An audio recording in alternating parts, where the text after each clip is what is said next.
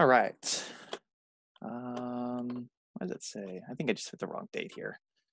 That should say 23, that's all. All right, from one Zoom meeting to another. So welcome back, Pre-Calc 1. We're gonna dive headfirst right back into the example we left off last class. A couple of reminders. Test 3, which will cover chapter 3, we're gonna start that on Thursday the 30th, and we're gonna end it Monday the 4th by 11:59 p.m. Of course. The review should be available by Thursday the 28th. That'll still give you 2 days with the review before even seeing the test. By Tuesday the 28th, if I said Thursday, I meant to say Tuesday. There's going to be at least a small portion that you have to complete pen and paper that you'll have to submit in Canvas. I say likely, and I'm saying 90% likely at this point. There's a couple of things I just really need to see you actually do by hand instead of just be given a multiple choice answer, A, B, C, D. So I'd want all the work, I'd want the graph, things like that. The final exam will be Thursday the 7th. This will be a 1 day only situation. You are not going to get multiple days for your final exam. It will only be 24 hours. So we need to make sure that you are prepared for that. There'll be a review, just like normal. Remember, we said there's only going to be 3 tests in the final. We will not be testing on chapter 4. So please be aware of that. All right, so picking up where we left off. In 3.4, and if this is all looking new to you, that means go to YouTube and find those videos. Somebody's asking questions. As I just said, you will get a review for the final, yes. Okay, so we did example, what did we call it? 2, where we were finding all the zeros of a given function. We did A and B last time. So for C, we're gonna find all the zeros of this function, which I left us with last time. X cubed minus 4x squared plus 8x minus 5. So this process, we need to find possible zeros first, not just any type of zero, a possible rational zero. Rational meaning whole number, fraction, terminating or repeating decimal, things like that. And all the possible options, oh, word, please don't do this to me again. It's been misbehaving a lot. So hopefully things are gonna work well today. All right, so the first thing you need to do is list your possible rational zeros, which have to do with the leading coefficient, which no number is written, so it's a 1, and the constant. We got to find all the factor pairs of those numbers, the 1 and the -5. So for the leading coefficient, that's going to be 1, which is 1 times 1, that's the only option. For the constant, that's 5, the only option is 1 times 5. So our possible rational zeros are plus or minus all the different factors from the constant, which we called P as a set, over all the different factors from the leading coefficient, which we called Q as a set. So 1 and 5 divided by 1. Dividing by 1 is not going to do anything, so it's plus or minus 1 and plus or minus 5. There's only 4 possible rational zeros here. Some of these could be repeated. Maybe they don't all get used. Maybe there's some irrational roots, meaning radicals or imaginary numbers. So we need to figure out if any of these work by plugging them into the function and seeing if it spits out a 0. Yes, that works to know if they work, to know if it's a solution, that is to say. But we're supposed to be factoring this thing down, and that's not going to help us factor. So we said instead, we're supposed to do that synthetic division where we plug the 1, -1, 5, and -5 into the synthetic division process. And then that way we would have the remainder, which if it's 0, that's what we want, and the quotient to the left of the remainder. Now, before I continue, I want to rewrite this function. Why do I want to rewrite this function? Because most students would get this wrong if they did not realize, wait, I'm on the wrong problem, ignore me. I'm one problem ahead of myself. There are no missing terms. I was about to say that there was a term missing, but we have the cube, we have the squared, we have the x term, and we have the constant. So I think you know what's going to happen in the next problem. Either way.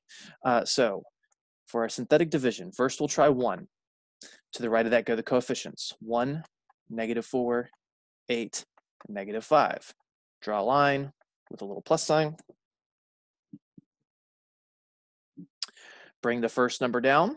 Multiply. 1 times 1 is 1. Add. -4 plus 1 is -3. Multiply. -3 times 1 is -3. Add. 8 minus 3 is 5. 5 times 1 is 5. -5 plus 5 is 0. Wow. We actually got what we wanted to see on the first try. How nice is that? Does that happen often? Admittedly, not really. So the remainder is 0, which means the output is 0. So +1 is a 0. To the left of that would be the quotient. The constant is the 5. The -3 is the coefficient of the x. The 1 is the coefficient of the x squared.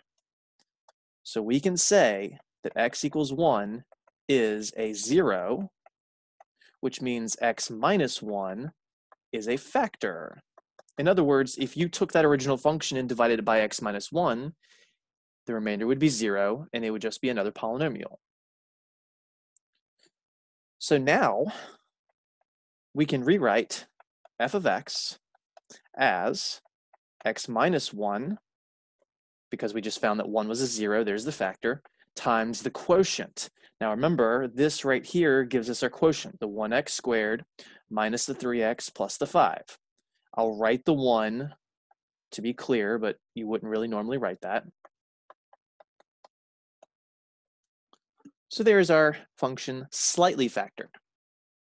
Now, this parentheses here is quadratic, so it is my opinion that finding another 0 by doing synthetic division is usually a longer process. So I'm not going to do that anymore. Once we get down to quadratic, this is when we try to factor or do the quadratic formula. If you try to factor it, there's no pair of numbers that multiply to 5 but add to 3. The only pair that multiplies to 5 is 1 times 5, and they add to 6. So this is prime, which means we need the quadratic formula, where let me go to another color actually. So just focusing on this part, your A is 1, your B is -3, and your C is 5. So that tells us x equals -b, so that's -3, plus or minus big square root of b squared, which is -3 squared, minus 4 times a, which is 1, times c, which is 5, all over 2a, which is 2 times 1. Do you ever get to forget the quadratic formula? Nope. Now might be the time to get it tattooed. So that's +3, plus or minus. You don't get to forget your order of operations either. -3 squared is +9 with that parentheses set up. Minus 4 times 1 times 5 is a -20. All over 2. So that's 3 plus or minus the square root of, watch your sign, -11 all over 2. We don't know the square root of 11, but we know the square root of a negative is I. So that's 3 plus or minus I square root of 11 over 2. Those are our other two solutions. So that tells us that our 3 zeros were the 1 and then the 3 plus or minus I squared 11 over 2. So we go 1, comma, and then 3 plus or minus I squared of 11 all over 2. That is 3 unique zeros, 1 real, 2 imaginary. And if you remember, I kind of set this up. Let's graph this. Y equals, the original function was x cubed minus 4x squared, I believe, plus 8x minus 5. Graph. And we can see that 1 real 0. It's right here. If we hit trace, if we then type 1, we can confirm that it works. I could have done this before I did anything else, so I knew to start with +1. This tells me, hey, look, it doesn't cross at -1, -1 would fail. It doesn't cross at -3 or +3. I'm sorry, -5 and +5. So those would fail. This is the only real rational zero. The other two are imaginary because they imaginarily cross the x-axis. That's the whole reason we have name imaginary for those imaginary numbers. So again, your calculator can actually give you a boost and tell you which one to start with in terms of synthetic division. That way, if there's 20 possibles, you don't get the right one on the 20th try. This can save you.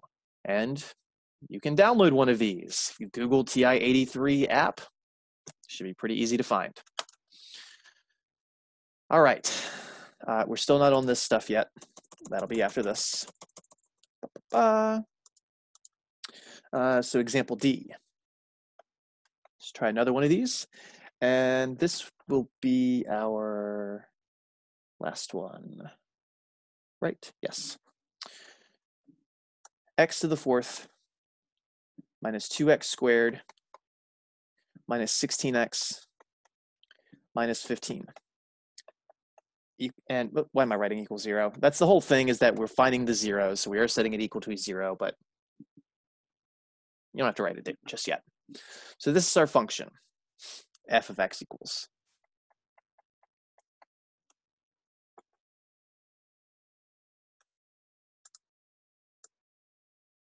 I just want to write that up front.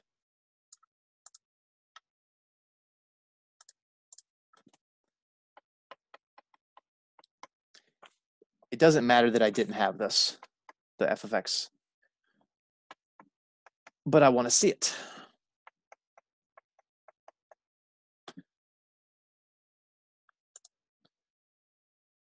So yes, we will need a placeholder for this. Someone just asked, do we need a placeholder because this is missing a term? This does not have the cubic term, and that's what I had pulled the blue marker out earlier for, and then realized I was thinking about the wrong problem. So there is no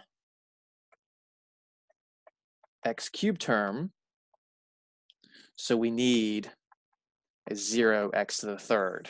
So let's rewrite our function as x to the 4th plus 0x to the 3rd, that's a 0, minus 2x squared minus 16x minus 15. Also make sure they're in descending order, placeholders.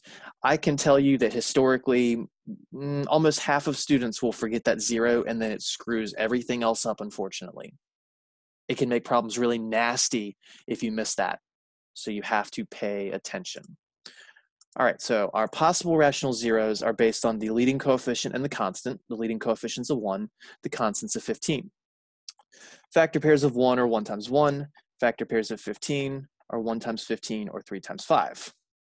So again, I have said that in terms of testing, when you actually have to find the zeros, if I just ask you to list the possible rational zeros, I'll make a leading coefficient of whatever I want. But if I ask you to find them, it's always going to be a 1 to just make this a quicker to achieve scenario, especially given that we've lost so much time in this 12-week course. So our possible rational zeros, it's every number in the group from the 15 divided by all the unique numbers from the group of the 1. Well, there's only a single number here. Dividing by 1 doesn't need to be shown, so it's just the factors of the constant. This is why I really like a leading coefficient of 1, because all you got to do is list the factors of the constant, plus or minus 1, 3, 5, 15. So there's 8 possibilities here. We could even pull out a calculator to give us a shortcut. I don't want to do that yet. I'll do it after the fact. So let's show our synthetic division, starting at +1, then -1, 3, then -3, and working our way up. Coefficients based on the blue version. So that's 1, 0, -2, -16, -15. Leave some space. Draw a line with a plus sign. All right, bringing the 1 down. 1 times 1 is 1. 0 plus 1 is 1. 1 times 1 is 1. -2 plus 1 is -1. The world of ones. -1 times 1 is -1. Add those, you'll get -17. Multiply, you'll get -17. Add, you'll get -32, and that's not what we want. That is not 0. So 1 is not a 0. It's not a 0 now. It will never be a 0 for this function, even when we get the quotient and keep trying to go. We can skip 1 for the rest of the problem. So let's try negative 1. 1, 0, negative 2, negative 16, negative 15, space, plus sign. In fact, now I'm going to pull my calculator out. I have my reasons. I don't need you Apple support, whether you think I do or not. Just because I wanted to see the work for that one failing. So you might guess what's about to happen. X to the 4th in the graph minus, I don't need to write the placeholder here. I don't need the 0x cubed. Then minus the 16x minus the 15. So do we think one's going to work? I mean, sorry, negative 1. Well, we can see that it didn't cross at 1. It looks like it crosses at negative 1 if I hit trace. Negative 1. Boom. I know it's going to work. I know it's going to work, but it still doesn't tell me the quotient. I still have to do the synthetic division. You're not going to get out of that. You will never get out of it. Can promise that. So bring the 1 down. At least we know what's going to work. 1 times negative 1 is negative 1. Add, you get negative 1. Multiply, you get positive 1. Add, you get negative 1. Multiply, you get positive 1. Add, you get negative 15. Multiply, you get 15. Add, you get 0. That's what we need. So from right to left, that's remainder, the constant, coefficient of x, x squared, and x cubed, respectively. So that tells us x equals negative 1 is a 0. So x plus 1 is a factor.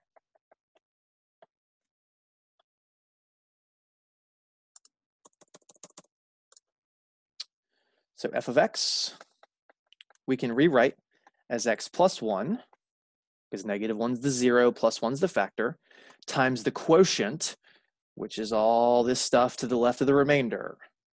The 1x cubed minus the 1x squared minus the 1x minus the 15. I know you probably don't want to write the 1's there, and that's fine. I just want to make sure those that need to see it, see it. This is the first time I've given you an x to the 4th polynomial, which means it's the first time that the quotient has had an x to the 3rd. It's not quadratic, so we can't just go straight to a quadratic formula or necessarily factoring. This may be factorable, and it's not. This would be factorable by grouping like 2% of the time, but this is definitely not factorable by grouping, so we need to do this whole thing again. We need to find another 0 by the synthetic division process. But we know 1 fails, so we're going to skip it. Negative 1 worked up here, and if you remember from last class, I said that if 1 works, it could work again, it could work again, it could work again. It could be every single 0 for this with a multiplicity of 4. You don't know otherwise. Now you might say, oh, Mr. Beckner, if it happens twice, it's going to cross on the graph. If it happens exactly twice, how do you know it doesn't happen 3 times? And I think I said cross. I meant to say bounce. Let me say that one more time. If a 0 occurs an even number of times, it bounces. If it occurs an odd number of times, it crosses. And you might say, oh, well, look at this. These both cross, so that tells me that these multiplicities are both 1. You cannot say that. The multiplicities of both of those zeros could be 3. One of them could be 1 and the other could be 3, or vice versa. So you need to try the negative 1 again. So negative 1. Now what we're going to do is, we don't go back to the original function. It was a 0 of the original function, and this is still going to show that. We won't actually find anything new. We'll get the exact same quotient.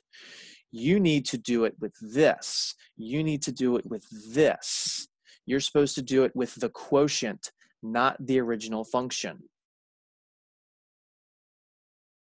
So I'm not going to write 1, 0, negative 2, negative 16, 15 to the right of this. I'll write 1, negative 1, negative 1, negative 15.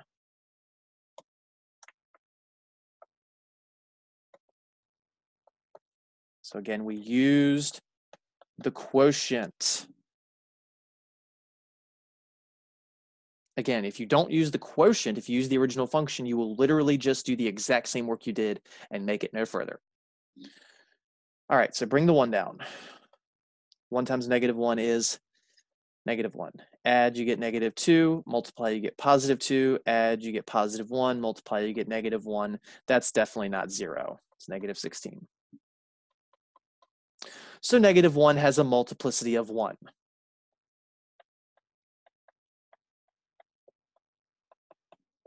If it worked, it would have a multiplicity of at least 2. It could be 3 or 4. We wouldn't know. Well, we definitely know it's not 4 based on the graph, but I'm assuming not everybody actually uses the graph. So now let's try the next 0, which would be 3. So we'll go 3, half box. And by the way, I always say half box. Some people put it in a full box. Nobody cares what your notation for that is. Absolutely nobody cares. If you don't put it in a box, that's fine. But just make sure you can distinguish it from the coefficients. 1, -1, -1, -15. You can circle it if you want, a half circle. You can put a triangle around it. Put a hat on it. I don't care. Bring down the 1. 1 times 3 is 3. -1 plus 3 is 2. 2 times 3 is 6. -1 plus 6 is 5. 5 times 3 is 15. Add and you get 0. That's what we want to see. All I'm doing is multiplying and adding over and over and over.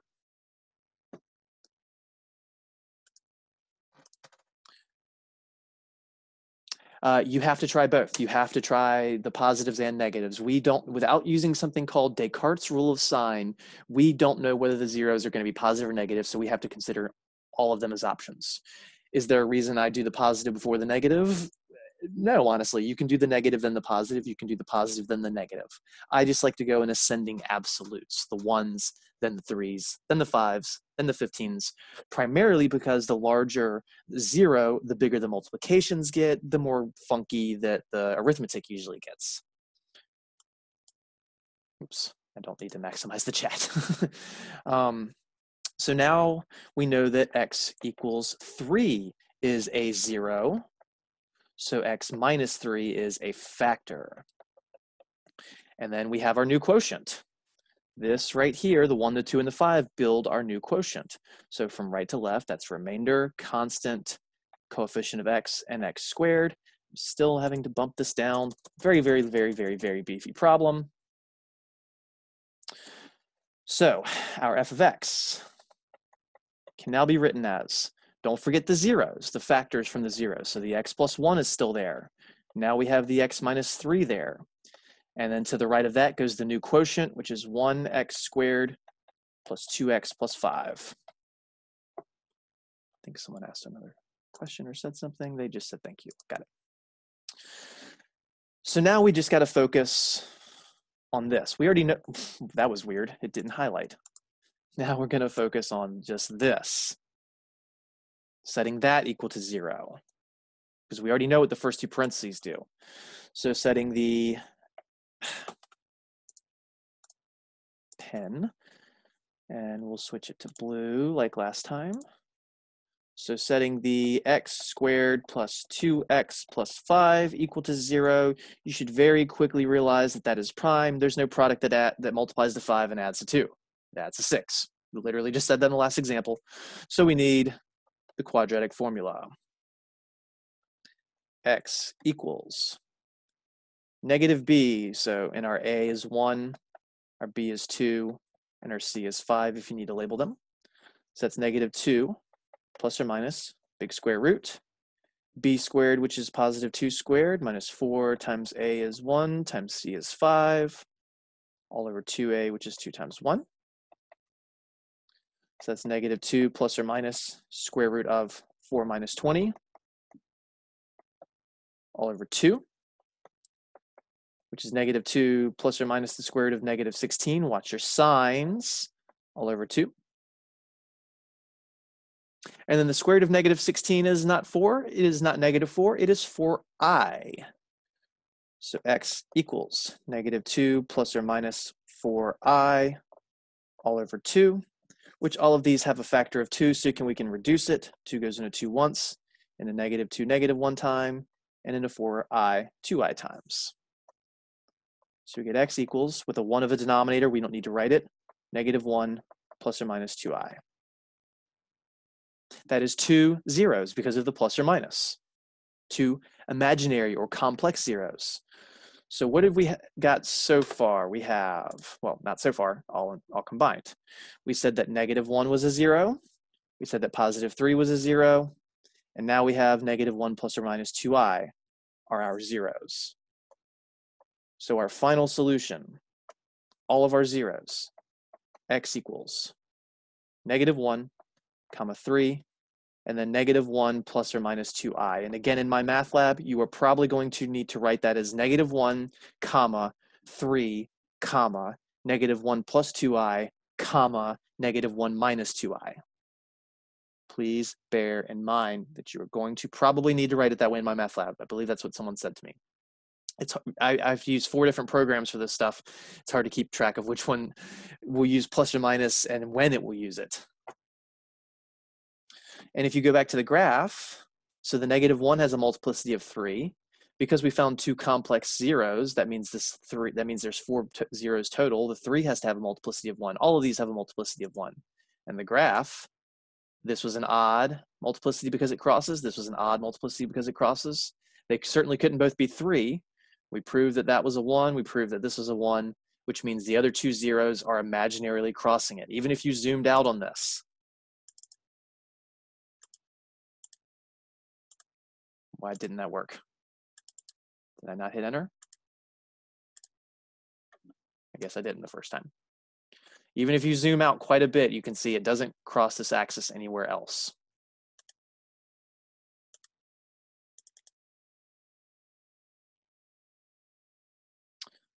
All right. So that is how we can find real, rational, irrational, whole, fraction, whatever types of solutions for any polynomial in the world in theory.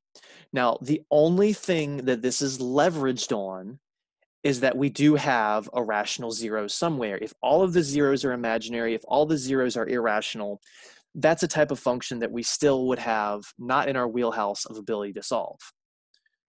But I will, of course, in this course, a horse is a course, of course. In this course, I would not do that to you. You have to be given some rational zeros in order to find the rest. So again, this is an amazingly powerful technique that doesn't just rely on factoring. In fact, you never have to factor a single thing here by traditional means. What you can now do is go back to every problem that you may have hated factoring before, and you could do this on it. Now, does that make this easier? Lord, no. It does not make it easier, but it's an alternate technique. Because there are factoring techniques that we don't cover in algebra levels, that we barely even cover in calculus levels because they're so rarely used. And I can't tell you how many times in my own studies that I came across a polynomial that I had no idea how to factor it, so I fell into this technique, and because it had a rational zero somewhere, I was able to shoehorn the rest of them in. Or I could pull up my graphing calculator and go, oh, yep, I can see that there's going to be a rational zero somewhere. Let me start my synthetic division there and see if I can whittle this down to all of its solutions. Because solutions are not always rational. All right, so the last topic for this section, and then we're going to go into an abridged version of 3.5. I'll talk about that in a bit, though. So this little memo here, any complex zero always has a complex conjugate pair that is that is also a zero. Any complex zero has a complex conjugate pair that is also zero. So in other words, if a plus bi is a zero, then a minus bi must be a zero, or, not 9, or vice versa. Just make the a and the b numbers. So if 3 plus 2i is a solution, if I tell you 3 plus 2i is a solution, there is automatically another one of 3 minus 2i. The reason for this is the quadratic formula. This quadratic formula, you can see in the last example, you always have this plus or minus, and then if an I pops out, you'll always have a plus or minus and then the I term. That is literally the definition of a conjugate, one time adding it, one time subtracting it. Every single imaginary zero in the world, without exception, comes as a complex conjugate pair. So if I only tell you one of them, you should instantly, in the snap of a finger, know the other one. If I say 1 plus 2i is a 0, then 1 minus 2i has to be a 0. If I tell you that -1 minus 2i is a 0, then -1 plus 2i has to be a 0. So in these two examples, which I went ahead and typed up previously, if 2 plus 3i is a 0, what must another one be? It would have to be 2 minus 3i. That's all you do. Change the sign of the imaginary term. Is it? It's the whole problem. If negative 7i is a 0, what must another 0 be? Now, some people will say, oh, it's negative 7i, and that's it. Well, that's the same number, so that can't be the case. You have to be careful. The thing that's changing signs is the, let me highlight, please. Let me highlight, please. Forget it, I'll get my actual highlighter. Is the sign of the imaginary term. That's the thing that changes signs. The real term stays the same sign between those. There is no real term for this problem. It's a 0. This is like having 0 minus 7i, which says 0 plus 7i is a solution. But 0 plus 7i is just 7i. Now, do you have to show that whole series of work? No. If you just understand that the imaginary term's sign is changing, oh, well, that's negative 7i. So 7i is the other 0. Same conclusion whether you need the 0 in the real term or not.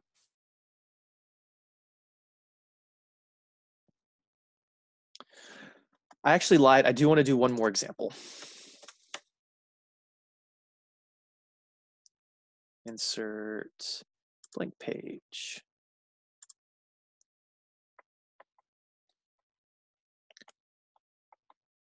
Build a function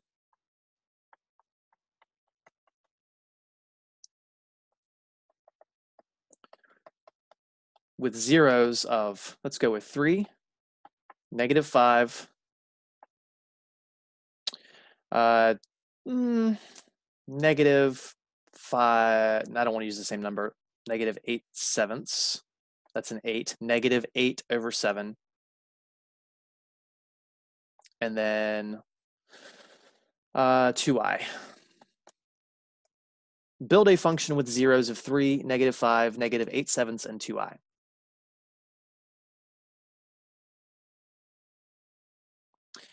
This seems very weird. I didn't say build the function, I said build a function because there's actually infinitely many of these. This function, based on the factor theorem versus the zeros, it's just going to be x minus the first 0. So these z's, I'm just saying 0, 1, times x minus the second 0, times x minus the third 0, and then just until you get to the last one, x minus the nth 0. So z sub I represents the zeros.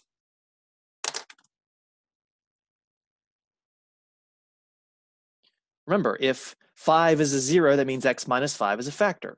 If negative 12 is a 0, that means x plus 12 is a factor. So if these are the zeros, then we can write a factored form of this function, just x minus all the different zeros, or x plus if the 0 is negative, which 2 of them are.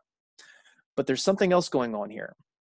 Please note that 2i was a given 0. There are not 4 zeros to this problem. There are 5, because what did we just say? Complex zeros always come in conjugate pairs. So if 2i is a 0, negative 2i is also a 0.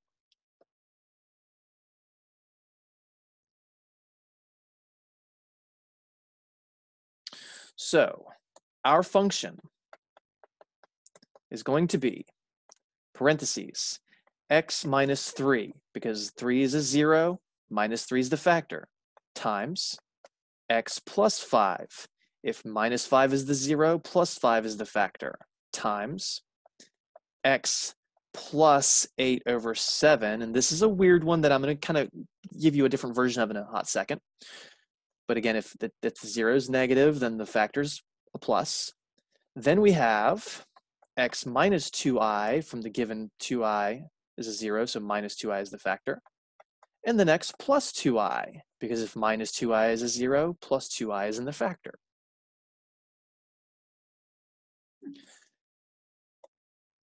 This right here is not very typical. This 8 this x plus 8/7 is very atypical to write as a function. We usually don't have fractions in a factored form. We're used to seeing something like a 2x plus 3 or a 7x plus 8, something like that. So I want to just illustrate what we typically do to this. All we're really going to do is just multiply these two things by 7. So there's an extra leading coefficient here that we're kind of ignoring just to get the main point across. But the 7 in the bottom here, we can just, and I'll put it in quotes, move in front of the x. And I'll show you why it works after the fact. The other thing is this x minus 2i times x plus 2i. When have we ever seen a factored form with imaginary numbers? Well, actually, this proves that we can. Now we are capable of factoring using imaginary numbers. Also, if any of these zeros were irrational, what if we had square root of 2 as a 0, or 3 plus or minus 5 square root of 7 as a 0, or a pair of zeros? We can now factor using irrational numbers. We never actually learn how to factor using the irrational numbers. We find the zeros, and then we implicitly build the factored form. I'll show you what I mean in a bit. So we need to, because we just typically don't leave things with imaginary factors, let's multiply these two together by foiling. So f of x is going to be x minus 3 times x plus 5 times 7x plus 8 times, and then if you FOIL this out, let me show it to the side so I don't have to keep writing a million things. The x times x is x squared. The x times the positive 2i is plus 2ix. The negative 2i times the x is a minus 2ix. And then the last term, be careful, negative 2i times positive 2i is negative 2i squared. But that's x squared. The outer and the inner cancel. I squared is negative 1, so that minus 2 times negative 1 becomes a plus, and that's a 4 actually. 2 times 2 is 4, not 2.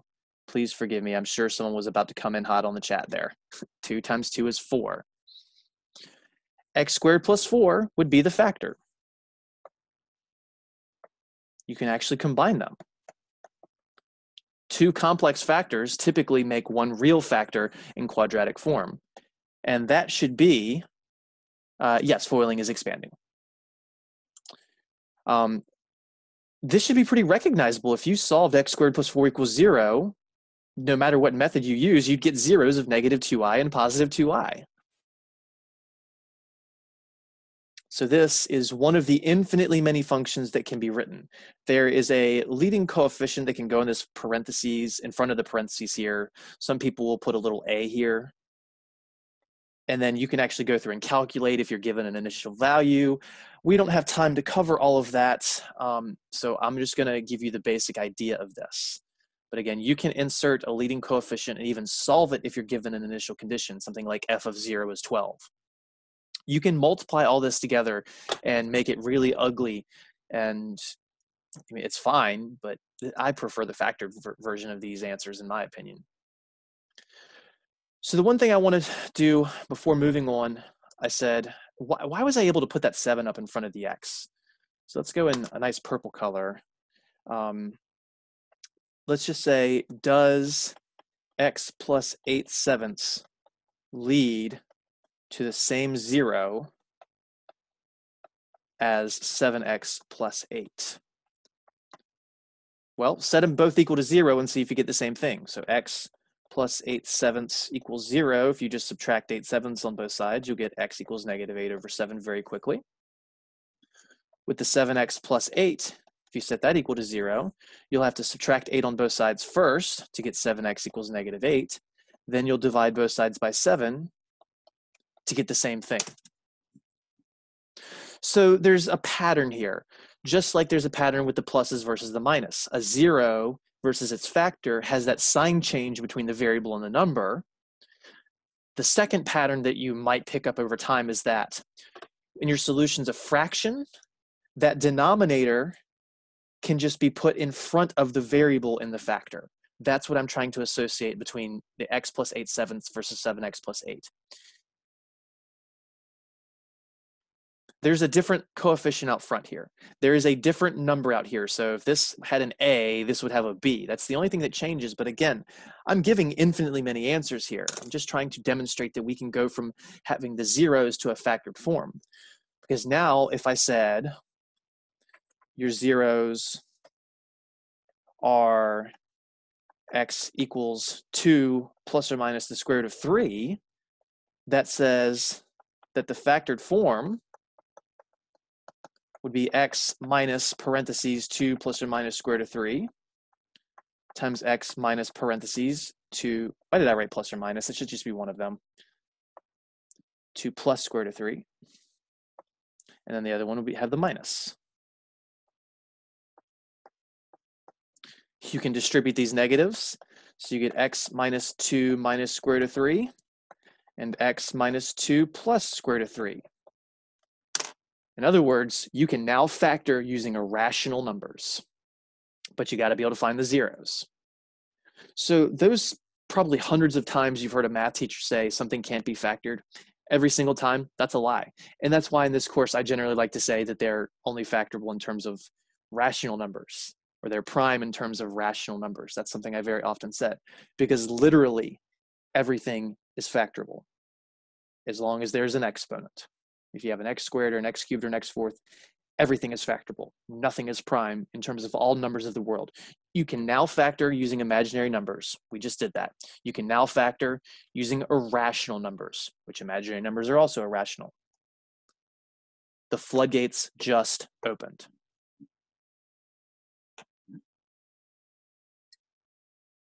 Now, what I find interesting about this topic is, and I hate admitting this, but I'll admit it, you really don't use it in calculus that often in the beginning sequence.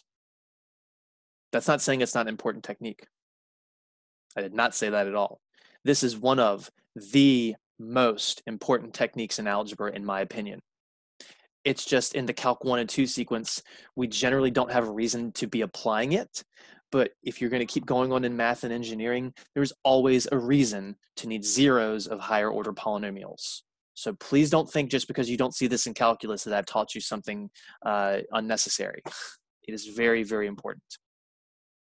Okay, so on that bombshell, 3.5.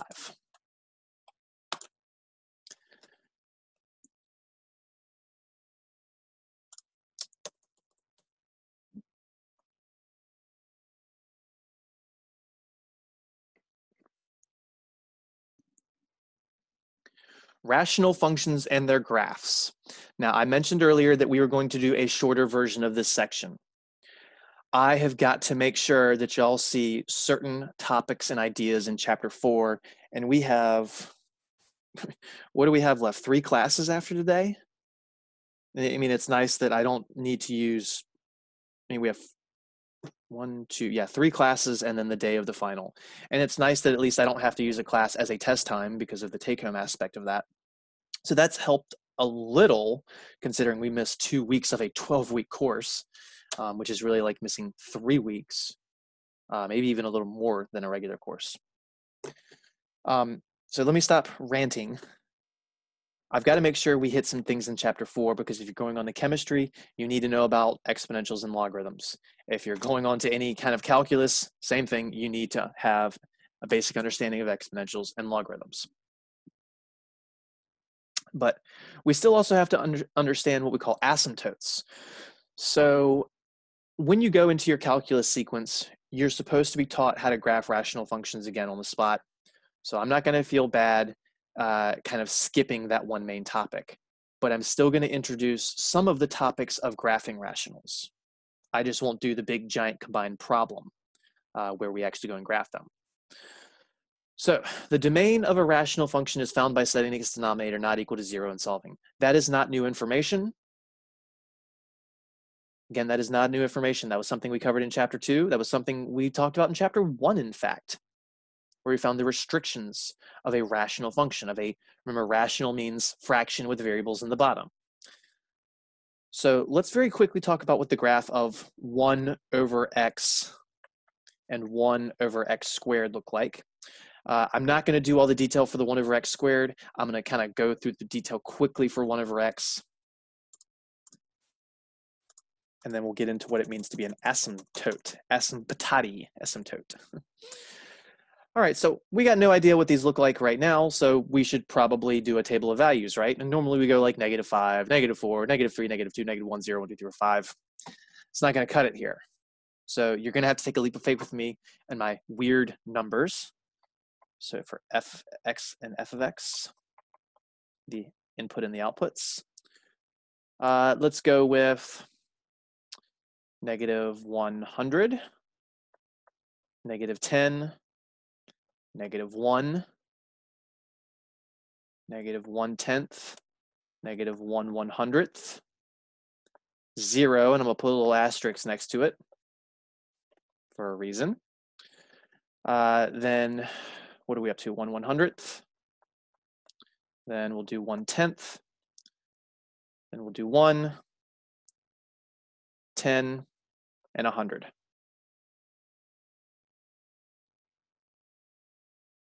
So in this one, for the first one, we'll do, again, I'm only going to do the table of values for 1 over x. So this f of x is equal to 1 over x. That's our function. We're ignoring the 1 over x squared for now.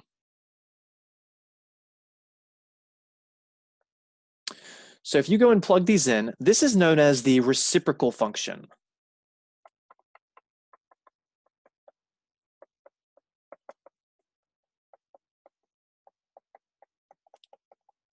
All it does, reciprocals flip. It flips the input. Please, that's an in. 1 over x. So if you have if you're inputting 2, then the output's a half. 1 divided by 2. If you're inputting 10, the output's 1/10. 1 divided by 10. So we're literally just going to flip all these numbers. If they're wholes, imagine them being over a 1. So I'll do the outputs in blue, just in the interest of something. Blue. Go away, please. Thank you. So if you input -1 over 100, the output, I'm sorry, if you input -100, the output would be -1 over 100. And I'm going to write them like that just in the interest of spacing. If I input -10, flip it, you get -1/10. When I plug in -1, 1 divided by -1 is -1. The reciprocal of 1 is 1, so that makes sense. If you take the reciprocal of -1/10, you get positive 10, excuse me, positive, why did I say that? -10. I'm looking lower. If you plug in -1 over 100, flipping that gives us -100. If you plug in 0, 1 divided by 0 is undefined. Don't you ever forget that again in your life. Tattoo it on your forehead if you have to. I don't know why I'm into the tattoo joke today. I'm sorry. Okay, then the rest of these are going to be the same as before, just positives. Plugging in 1 over 100, flip it, you get 100. Flip 1/10, you get 10. Flip 1, you get 1. Flip 10, you get a 10th. Flip 100, you get 1 over 100. In other words, the bigger the number you plug in, the smaller the output. The smaller the number you plug in, the bigger the output. That's what a reciprocal does.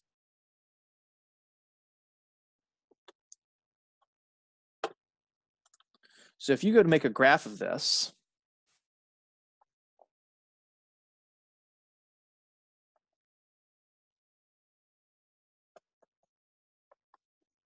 so I don't necessarily want to label every single one of these numbers up here. It's going to get very tedious. Obviously, I need to have my -100s on the far ends, so maybe like here, and here, and here, and here. The 10s are going to be about here.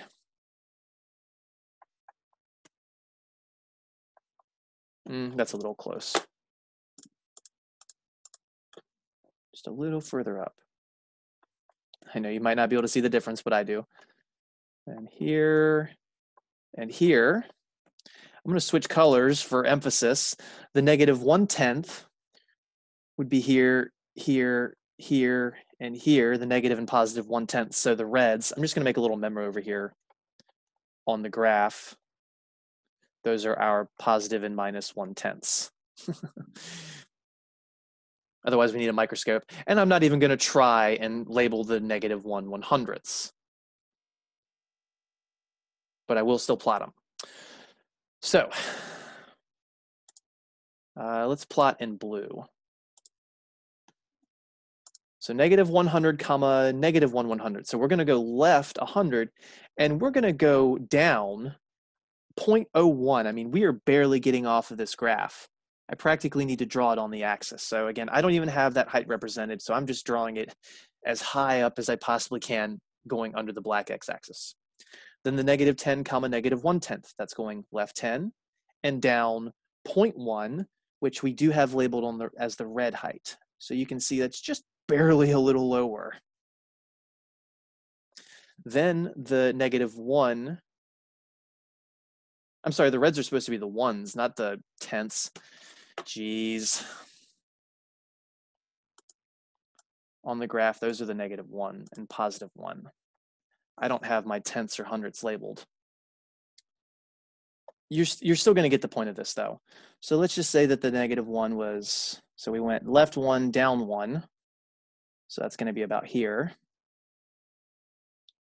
So that point should just be a little higher. But you can see that the height difference is almost indistinguishable until you get to the 1.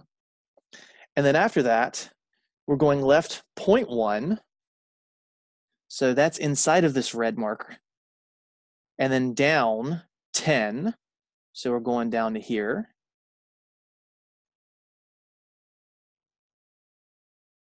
Then the negative 1/100th, and we're going to go down 100. That's practically on the axis here. So this thing is just really tight. And it's going to keep shooting down really, really quickly. If I plugged in negative 1/1000, I'd get negative 1000. If I plugged in negative 1/1,000,000,000, the output would be negative 1,000,000,000,000. If I go to plug in 0, it's undefined, which means there's a break in this function. It is discontinuous. Then when you go to positives, you see the same kind of shape. It's symmetric. It has an odd symmetry, in fact, because all the signs change. They're all going to be in this top right quadrant. So you end up with going right 1/100 and up 100, going right 1/10 and up 10, going right 1 and up 1, going right 10 and up 1/10, going right 100 and up 1/100th. And this is what your graph ends up looking like. It's almost a flat line out here in the really large negative numbers. And then it drops a little, and then it's going to have a nice bend here, kind of like a C shape almost there. And then it just drops really quickly. And it's running parallel to these axes. It is not crossing the axes. It's running parallel to them. And you get the same shape on the right side. It runs basically parallel to that y-axis. It's getting closer and closer as you move up. Excuse the little bumps along the way.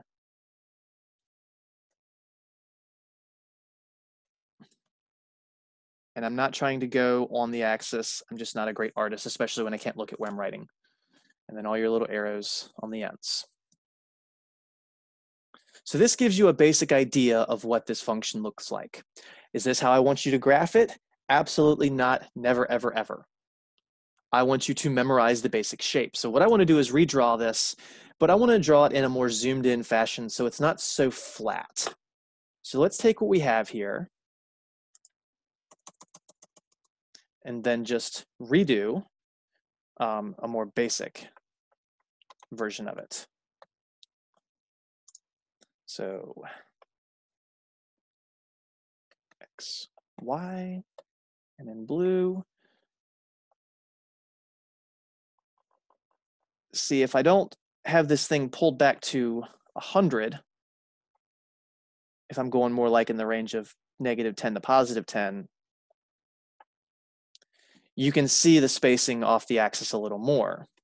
That left side's not too great. Let me try again. That's a little better. Any squiggles shouldn't be there, but this is your basic 1/x graph, the reciprocal graph. So it's got this feature that it never crosses the x-axis on the outsides. It's got this feature that it never crosses the y-axis. These are what are known as asymptotes. One of them runs vertically, one of them runs horizontally, so guess what? We call them their name based on that. So this horizontal dotted line is a horizontal asymptote. This vertical line is a vertical asymptote. And there are ways algebraically, mathematically, to find them. That's going to be what I'm going to emphasize the most in this section. How we can find them. Now, these are equations of lines, so it's x equals a number or y equals a number. But what happens here is these act as kind of like a gravity well. They're pulling the function towards them, but not a true gravity well in that it would actually touch it eventually. It's just getting closer and closer. I like to associate this with the I'm not touching you game. So imagine this blue curve is somebody's younger brother or sister in to the x-axis. So it goes, I'm not touching you, I'm not touching you, I'm not touching you, and it's getting closer and closer and closer, and it's still not touching you because you know the second you touch your sister or brother, they're going to slap you or something silly, right? Ha ha ha.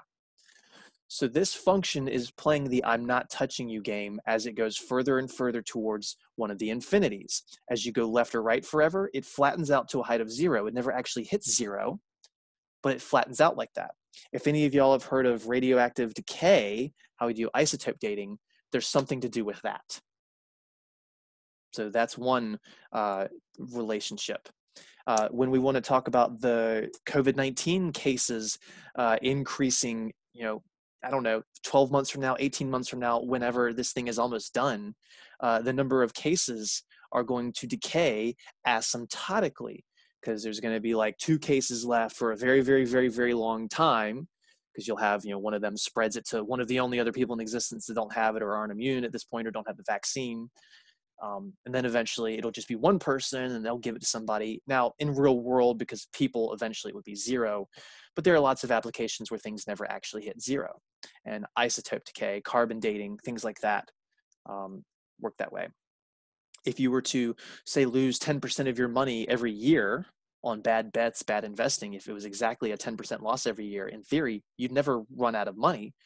You'd get down to a penny, you'd get down to a millionth of a penny, you'd get down to a trillionth of a penny, but you'd technically never be out of money, even though obviously a millionth of a penny is, that's out of money, let's be real. So this is our basic 1/x reciprocal graph. Let's get into the asymptote stuff, how we find them in just a second.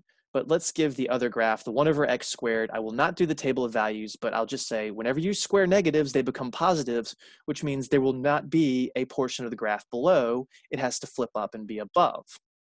So that other one, can I fit it here? I can fit it here. Go away, menu. So 1/x squared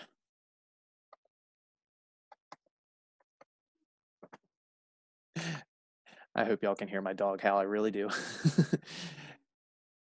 The right side looks almost identical. It does run a little tighter to the axis because it's going to decay quicker. This feature is pretty much the same. Again, there might be a little bit more of a gap, but the left side, instead of being on the bottom, it's going to be on the top. And we try and draw them to look about the same on the left and the right sides. Again, artistic skills vary from person to person. So that's the graph of 1/x squared. Again, because when you square negatives, it becomes positive. There we go. But it still has the same asymptotes. It still has a vertical asymptote here. It still has a horizontal asymptote here. So what are our asymptotes? Asymptotes are when one of these, A or B that I have below, is an infinity and the other is not. So as the x is going to a number, the function is going to plus or minus infinity. Or as x goes to plus or minus infinity, f of x is going to a number. So let's use this for the 1/x function. So for f of x equals 1/x, let's go back to that graph. Let's do as we go towards 0 in the x. So as we go towards x equals 0, this line represents x equals 0, this vertical line. As we get closer and closer to 0, on the left side, the function goes down to negative infinity. On the right side, it goes up to positive infinity. So if you wanted to use the arrow notation, you could say as x goes to 0, f of x goes to plus or minus infinity. It depends on, are you approaching from the left or are you approaching from the right? And that right there leads to some fascinating ideas in calculus. This right here was the vertical asymptote. As we approach a specific number on the x, the function shoots off to infinity or negative infinity. But then the other one was the horizontal asymptote. This is if we go left or right forever. So if we go left to negative infinity or right to positive infinity. So we can say as x goes to, and it's the same value for the output. So as x goes left or right forever, this function goes to a specific height of 0. That's your horizontal asymptote. Asymptote, one of the weirdest words to spell in math, asymptote.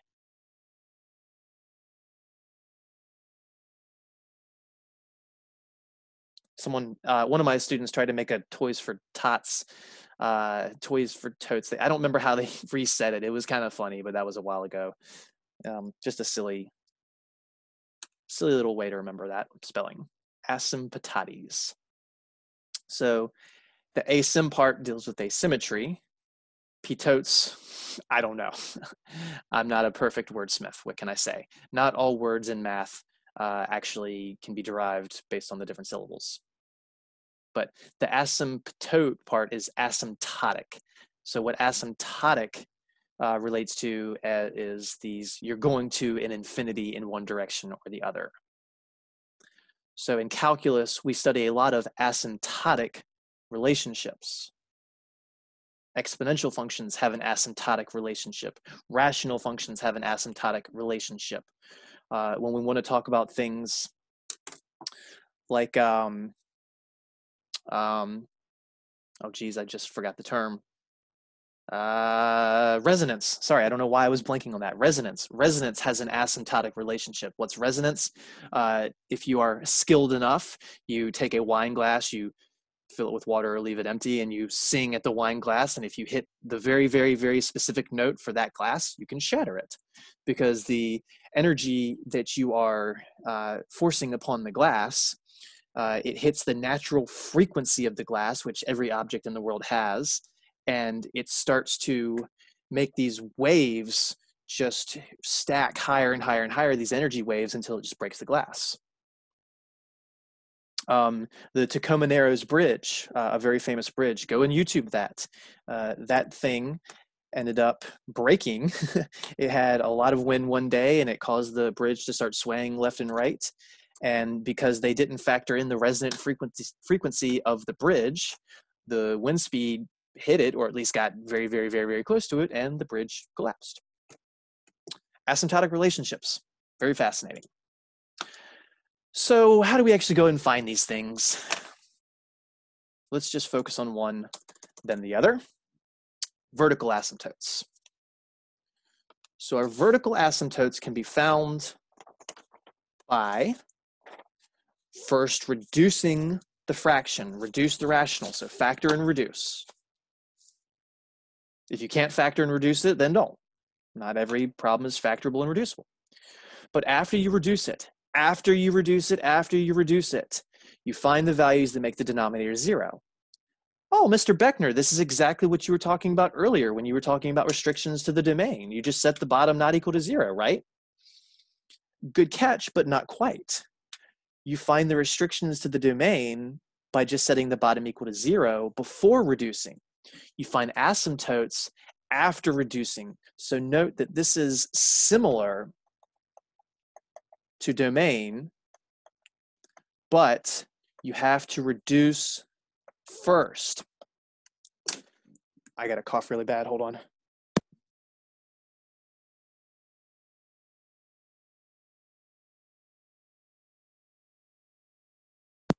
So again, this is similar to the domain, but a domain, you just go ahead and set the bottom not equal to 0. For the vertical asymptotes, you reduce first. If you don't reduce first, you're going to end up with extra asymptotes that aren't actually there.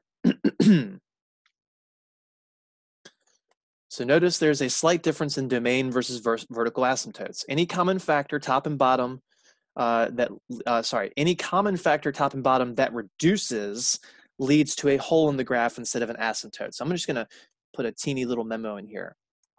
That reduced. I technically don't have to since I said common factor and common factors reduce, but I just want to be fully detailed. Leads to a hole in the graph instead of an asymptote. Basically, if there's a common factor, all of those weird asymptotic behaviors cancel each other out for that particular value. But because you have that factor in the denominator of the original problem, you still can't let it be 0, so it just causes a hole. So here's what I mean. Let's say we had a function that looked like this. This is an asymptote. This vertical line is an asymptote. Or you might have a function that just does this, but there's an open circle there. That's a hole. So common factors that cancel do not lead to this weird, wacky, let's shoot off to infinity or negative infinity really, really quickly. It just causes a teeny little, oh, I just got to hop over that hole. And we've seen holes in functions before. All right, so let's try these out. Let's try this out. How can we find our vertical asymptotes? Example 1. Find all vertical asymptotes. And for A, we're going to have f of x equal to x over x squared minus 16. So that's our original function. Now, if I asked you for the domain, you just take the bottom right now and set it not equal to 0, and you'd end up with 4, negative 4 ultimately. But to find the vertical asymptotes, I just combined words. You are supposed to first factor and then cancel if possible. Well, the bottom is x plus 4 times x minus 4. Difference of squares, everyone should know that. Nothing cancels, so actually the domain is going to be the same thing as the asymptotes, basically. So now we take the bottom and set it not equal to, I'm sorry, not equal. That's when we do domain. We're using equals 0. We don't even care what the top is anymore. You can ignore it. So I'll change my color to show that this is side work. I'm not just playing with the function. I'm taking its bottom and setting it equal to 0. X plus 4 times x minus 4 equals 0. You can zero product rule that to go x plus 4 equals 0 or x minus 4 equals 0. Subtract 4, add 4, you get x equals negative 4 and x equals positive 4. These are our vertical asymptotes. The solutions to setting the bottom equal to 0 after reduction are your vertical asymptotes. Because there was no cancellation, these are also the two values that are not in the domain. The domain is every number in the world except negative 4 and positive 4.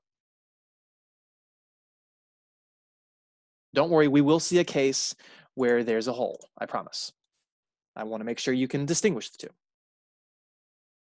So this function will actually have 2 of these vertical dotted lines somewhere. So if I asked you to go and graph this, the first thing you do is over here at 4 and over here at negative 4, you would draw vertical lines telling you, hey, when I get really close to those, I got to shoot off either up or down. And the way you find out whether it goes up or down is based on other points.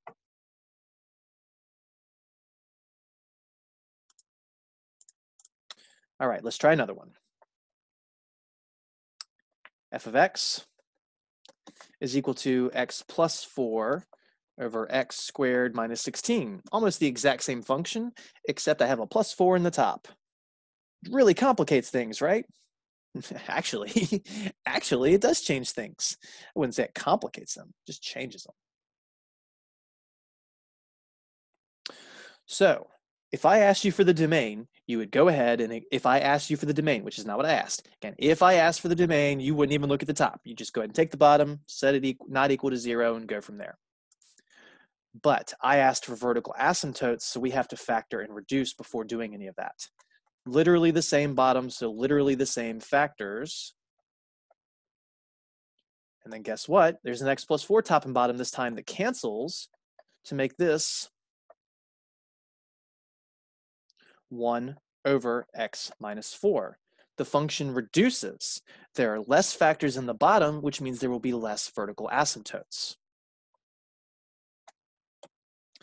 So now all we do is take the bottom and we set it equal to 0. Now that this is factored and reduced, we just take the x minus 4 and we set it equal to 0. Add 4 to both sides. That says so.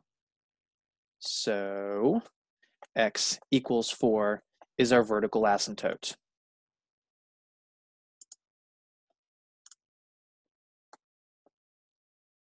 I don't know why I didn't do it that way. There we go. Memo.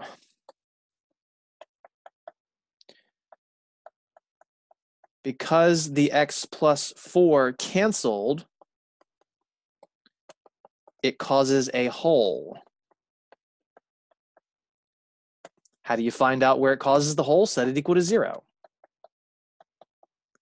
Subtracting 4 on both sides gives you negative 4. So there's a hole at negative 4 and a vertical asymptote at positive 4. It was literally the exact same factors in the bottom as A, but A led to 2 vertical asymptotes, whereas B, because of the canceling, only leads to 1 vertical asymptote. For fun, like I said, I'm not going to really emphasize the graphing section of this section, but let's just show you what these graphs would look like. So x divided by parentheses, x squared minus 16, close it. Now on a TI-83, it kind of looks like a heartbeat. It looks like an impulse because they don't know what a vertical asymptote actually is. They just know that it very rapidly changes as they cross from negative 4.0000001 or whatever the largest, smallest value they use there, over to negative 3.999999.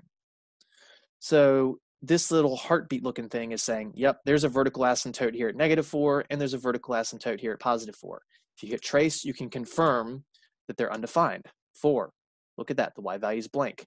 Negative 4, look at that, the y value is blank. There's vertical asymptotes there. So there's 2 of those things for A. Now let's just change the top to parentheses x plus 4 divided by parentheses x squared minus 16. This time we'll only see 1 heartbeat. We'll only see 1 vertical asymptote, and it's on the right at positive 4.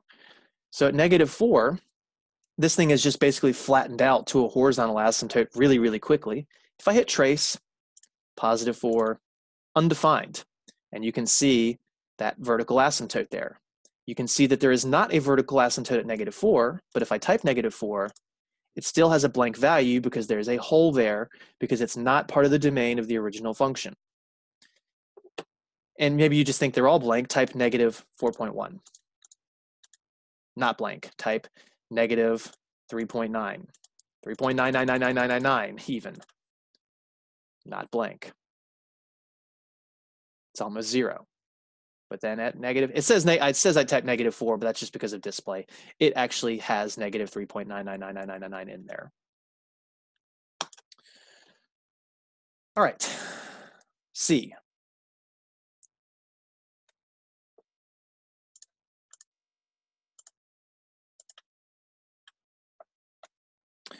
F of x equals, let's change the bottom this time.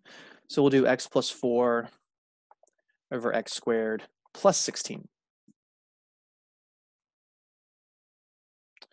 So you go and try and factor x squared plus 16. Well, that's x minus 4 times x plus 4, right? Nope. That was x squared minus 16. X squared plus 16, that's what we call a sum of squares, which was prime in real numbers. Remember, we said that all polynomials are factorable. X squared plus 16 is actually x plus 4i times x minus 4i. But it's prime in terms of real numbers. We don't care about imaginary numbers for this, so that's good. So all we do is we go and take the bottom, the x squared plus 16. We set it equal to 0 to find the vertical asymptotes. And no, the 4 and the 16 do not reduce. No, the x and the x squared don't reduce, before anyone asks that. Okay, well, if you try to factor the left side, we just had that argument. We don't know how to factor it. We can factor it once we know the zeros, but to find the zeros, we need to kick the 16 over to give us x squared equals negative 16. Then we take just the square root of both sides. Nope, for the 10 billionth time, the plus or minus square root. Excuse me. So we go plus or minus, I put it on the wrong side, square root of x squared. I'm using the same color. Let me write this out in blue first. I'm all over the place today, sorry. Having a meeting 10 seconds before this class and probably wasn't a good idea. Square root of that side plus or minus square root of the number side. There we go. So what that leads to is x equals plus or minus 4i. These are imaginary numbers. Imaginary can't be graphed, so there are no vertical asymptotes. Even though there was jazz in the bottom, because it had no real roots, it had no real solutions, there's no vertical asymptotes. That's imaginary. I know I abbreviated it as image. If you don't trust this, let's go to the graph. So the x plus 4 in the top is the same. I can just change the x squared to a plus 16 graph. I don't see any heartbeats. I don't see any impulses. I don't see any vertical asymptotes. It definitely has a horizontal asymptote, that's for sure, but no vertical asymptotes. So don't think that every single rational has vertical asymptotes. Don't think just because there's an x squared in the bottom that there's 2 vertical asymptotes. You have to do the math. You have to factor, you have to reduce, you have to understand when things don't factor via normal methods. You have to understand plus or minus square roots. You have to know square roots of negatives or i's. All that algebra is still in play. All right, horizontal asymptotes. Ooh, don't do that. Ooh, don't do any of that. There we go. This is a 3-case scenario that when you go to calculus is explained much better, the reasoning for it. We're going to take it at face value in the interest of time. If I had an extra 20 minutes to explain it, I would. That doesn't even happen in a regular pre-calc class, let alone this 12-week class that's lost 2 weeks thanks to COVID. 3 cases. 3 cases with memorization involved, and the memorization is based on the degree. That's not the first time that's happened. We've had other things based on the degree of polynomials. So now the top is a polynomial, the bottom's a polynomial. You need the degree of both. You got to make sure you know which one's the leading term. They're not always the first term. Pay attention. So your horizontal asymptotes are based on the degree of the numerator and denominator. You just need the largest exponent at the top and the largest exponent of the bottom. So horizontal asymptotes occur as your x is going towards plus or minus infinity. We mentioned that earlier. As you go left or right forever. This is also known as end behavior. Now, the end behavior of polynomials was they either go up or down. The end behavior of rationals is very often they flatten out instead. Some of them do go up or down forever, but more often than not, the ones we deal with at this level flatten out. So if the degree in the top is larger, then there is no horizontal asymptote. If the degree in the top is larger, there is no horizontal y. Sorry, I don't know why I just said y. There is no horizontal asymptote. If the degree in the top is larger, there's no horizontal asymptote. That means it goes up or down forever. The second case, if the degree in the bottom is larger, then the horizontal asymptote is specifically y equals 0. You don't even have to guess the number. It's y equals 0. It flattens out to the x-axis, which is a height of 0. So y equals 0. So if the degree in the top's bigger, none. If the degree in the bottom's bigger, it's y equals 0. The only time you actually have to do any, quote, math is if they match. If the degrees in the top and bottom match, if they're equal, then the horizontal asymptote is y is a ratio of two numbers. So that's a ratio of two numbers, where a and b are the leading coefficients. So in other words, case 3, you can also just say that it's y equals the ratio of the leading coefficients, if you want to cut out all the a and b nonsense. Ratio means fraction. Obviously, the top would go top, bottom would go bottom. So it's still a number. It's still y equals a number, but this is where you might get y equals 2, or y equals 5, or y equals 7/5, something that's non-zero. And again, when you go into calculus, if you go into calculus, you'll get a much better explanation of this. The only thing I'll say in passing is, with n behavior of polynomials, we ignored all the other terms. We delete them, basically. Same thing here. You're only going to look at the leading terms. You can delete all the other terms, which means you'll just have a fraction of two terms. And when you have that fraction, if the degree in the top is bigger, that means this thing is going to act like an x or an x squared or an x cubed, which means it goes forever to an infinity. It goes up or down. If the degree in the bottom is bigger, then there's going to be only x's left in the bottom. And we just saw that when you have only an x left in the bottom, your graph flattens out to 0, just like this graph or this graph. If the amount of x's in the top and bottom match, that means they cancel, and it's just a constant, and it's whatever number is the ratio of the leading coefficients. So let's try this out. Example 2 in black.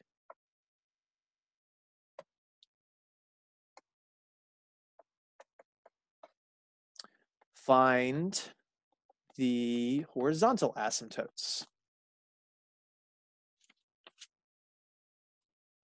For A, we're going to go f of x equals, remember, I don't have to write f of x. I can just write this out as a fraction.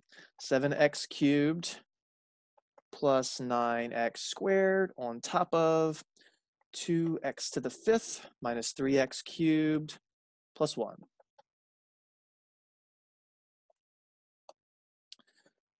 All we need are the degrees. For the top, it's the biggest exponent, which is a 3. For the bottom, it's the biggest exponent, which is a 5. Then we just have to have our 3 cases memorized. I gave you some logic to it. If you missed it, play the YouTube, rewind it again, whatever. Don't forget to return the tape rewound all the way. But if the degree in the top is larger, 3 is smaller than 5, so case 1 is out. If the degree in the bottom is larger, 5 is bigger than 3. I forgot to write equals, but equals. So it's this case. It's the second one. So the horizontal asymptote is y equals 0.